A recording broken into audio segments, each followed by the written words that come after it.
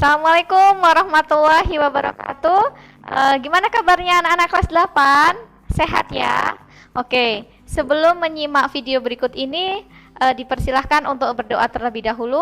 Berdoa, persilahkan. Selesai? Ya, kalau kalian melihat gambar makanan yang beraneka macam warna dan mungkin rasanya juga beraneka macam, apa yang kalian pikirkan? Siapa yang sudah ingin makan makanan yang ada dalam gambar berikut? Ayo. Ya, ini kalau kalian lihat ada berbagai macam mulai dari warna dan mungkin dari karakteristik rasa itu juga berbeda-beda. Ya, coba kalian perhatikan gambar berikutnya, kalian bandingkan. Bagaimana dengan ketiga gambar ini? Ayo, pilih mana? Yang menarik, lebih menarik gambar tadi atau gambar yang ini? Coba. Oke, Usukma yakin dari kalian sebagian besar pasti lebih tertarik pada gambar yang kedua ini. Ada 3 macam gambar ya. Lah, kenapa? Apa yang membuat kalian lebih menarik gambar-gambar ini? Apa yang membuat kalian lebih tertarik untuk makan?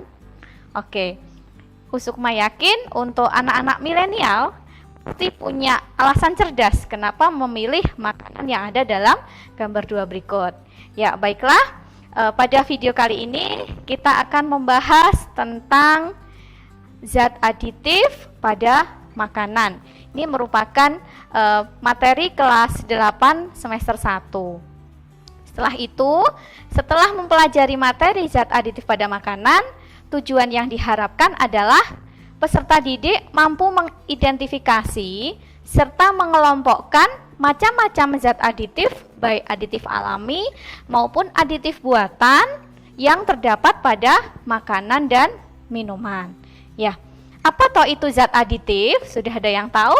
Oke, zat aditif adalah bahan makanan tambahan dari bahasa adiktif. Adiktif artinya tambahan. Jadi zat aditif adalah bahan makanan tambahan yang tidak masuk pada komposisi utama. Nah, bahan makanan tambahan itu bermacam-macam tujuannya. Ada yang untuk lebih menarik penampilannya, kemudian untuk mengawetkan, kemudian agar kandungan gizinya bertambah, dan lain sebagainya. Jadi kandungan atau zat aditif yang terdapat pada makanan itu memiliki tujuan seperti ini. Oke, macamnya apa saja zat aditif tersebut? Ada pewarna, ada pengawet, ada pemanis, ada penyedap, ada penambah rasa dan pemberi aroma. Jadi ada 6 macam zat aditif baik alami maupun buatan. Ya, kita akan bahas satu persatu dari macam-macam zat aditif. Yang pertama adalah pewarna. Kalian bisa lihat nak, macam-macam ini ya, berwarna-warni ya, sungguh indah sekali ya. Nah, pewarna itu sendiri ada 2 macam. Ada yang disebut zat aditif pewarna alami seperti ini, kemudian ada yang disebut zat aditif pewarna buatan. Pada pewarna alami, ya seperti ini contohnya, itu memiliki kelebihan dan kekurangan. Kelebihannya adalah pasti dia lebih sehat karena terbuat dari bahan-bahan alami. Kemudian selain itu kelemahannya adalah warna yang tersedia itu sangat terbatas karena hanya olahan dari bahan-bahan yang sudah tersedia di alam begitu. Jadi apabila nanti dibandingkan dengan zat pewarna buatan itu sangat jauh variasi warnanya. Untuk warna yang tersedia ada warna kuning, hijau, merah, biru, coklat, dan jingga. Untuk warna merah itu biasa dihasilkan oleh buah naga, stroberi, kemudian warna kuning itu oleh kunyit, kalau warna biru oleh bunga telang, kemudian untuk warna hijau itu dari daun bayam yang ditumbuk, kemudian dari daun pandan atau daun suji. Sedangkan warna coklat itu diperoleh dari gula merah yang direbus dan Kalau warna jingga itu dari wortel. Yang kesemua dari pewarna alami ini diperoleh dari sayur-sayuran maupun buah-buahan yang sudah tersedia tanpa diolah. Jadi sudah dari alam seperti itu kandungan warnanya. Kelebihan lain dari penggunaan zat warna alami adalah dia bisa menimbulkan aroma seperti daun pandan, seperti juga gula merah. Jadi ada bonusnya ketika kita menggunakan pewarna alami. Sekarang kita bandingkan apabila kita menggunakan pewarna buatan. Ya, macam-macam pewarna buatan memang tersedia sangat banyak. Untuk variasi warnanya memang sesuai dengan yang kita pilih. Jadi kelebihannya adalah pilihan warnanya lebih banyak, namun ingat kelemahan atau kekurangannya apabila dia terakumulasi dalam tubuh kita, otomatis membuat metabolisme kita tidak sehat. Jadi tidak baik untuk kesehatan. Itu adalah kelemahan penggunaan zat warna buatan. Kalau kalian melihat di sini ada rainbow cake ya nak, kemungkinan rainbow cake ini juga diproses atau diberi zat aditif tapi yang buatan. Nah, apa saja? Misalnya kuning ada sunset yellow, kemudian hijau ada leaf green, merah ada alkanat, ungu ada violet kibe, dan coklat ada karamel. Kemudian pemerintah negara Republik Indonesia itu sudah menetapkan ada beberapa macam pewarna yang dilarang. Jadi memang sudah warning, tidak boleh untuk diberikan pada makanan karena ternyata pewarna-pewarna tersebut merupakan pewarna tekstil. Misalnya ada rodamin B. Untuk lebih jelasnya kalian bisa melihat sumber informasi lain tentang pewarna tekstil yang pernah digunakan pada makanan. Otomatis penggunaan pewarna-pewarna tekstil tersebut sangat membahayakan bagi tubuh kita. Efek atau dampak yang paling berbahaya adalah kanker. Nah, itu adalah ulasan dari pewarna alami dan pewarna buatan. Oke, untuk zat aditif selanjutnya setelah pewarna adalah pengawet. Nah, sama dengan pewarna, pengawet ini juga ada dua. Ada pengawet alami yang diperoleh dari proses secara alamiah, bukan fabrikasi, dan ada juga pengawet buatan yang memang dicampurkan dengan sengaja pada makanan. Pengawetan alami ini biasanya diperoleh melalui empat cara. Misalnya pendinginan atau pembekuan, bisa kita kenal berbagai macam frozen food. Kemudian pemberian gula atau kita buat manisan bisa. Kemudian pengasinan misalnya pembuatan telur puyuh, dan pemanasan. Pemanasan di sini bisa juga pengasapan, misalnya untuk daging dan ikan. Jadi keempat cara tersebut merupakan pengawetan secara alami yang dapat dilakukan oleh siapa saja tanpa proses fabrikasi. Oke, selanjutnya adalah pengawetan secara buatan. Misalnya ada 6 macam seperti bisa dilihat di situ.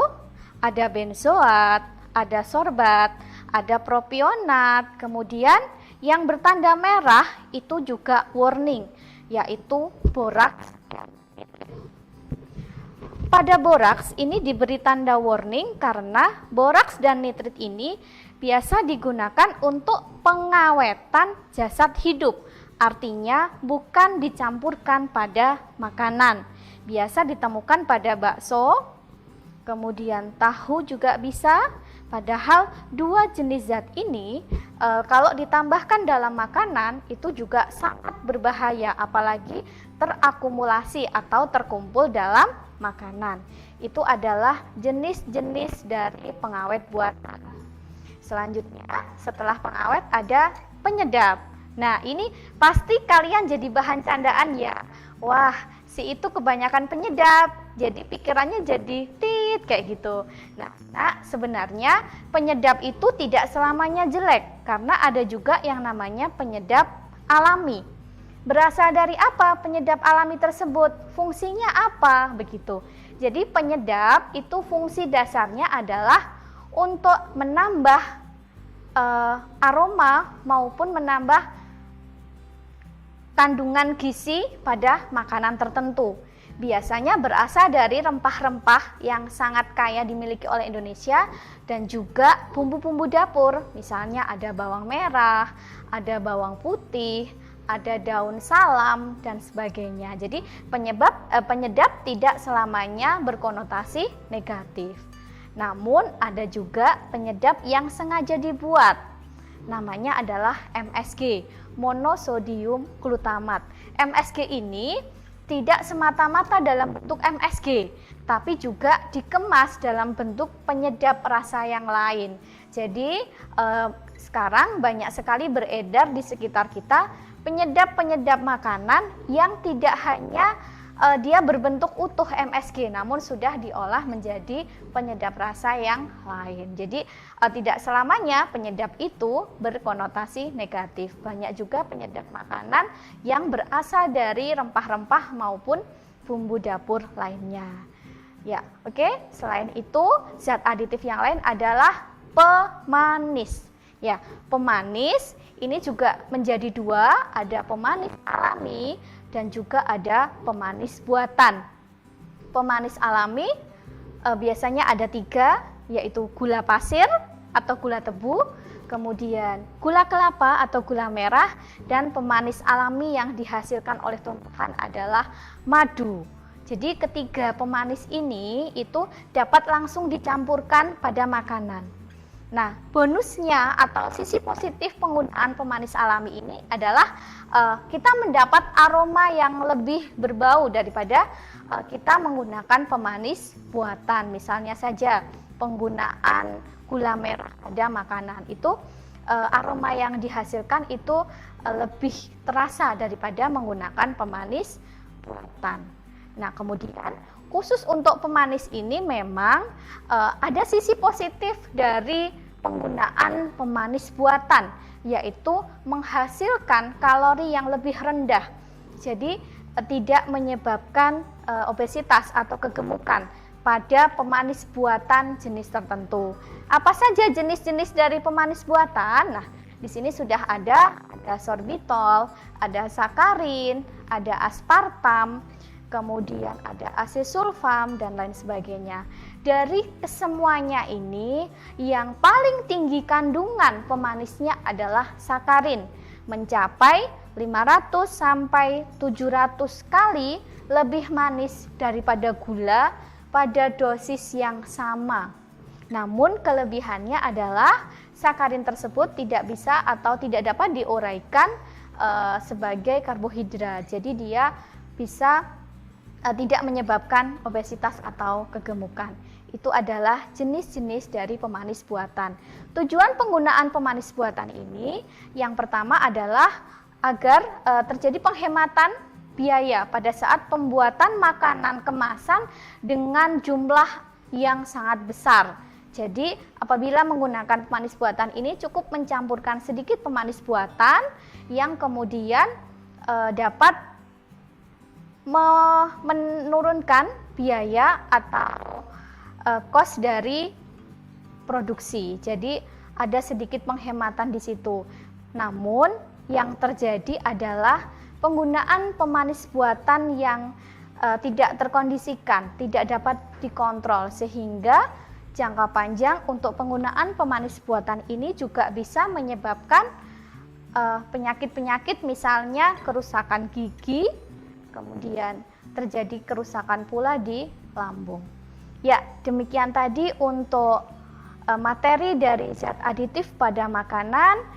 Terima kasih atas perhatiannya. Sampai jumpa pada video yang akan datang. Assalamualaikum warahmatullahi wabarakatuh.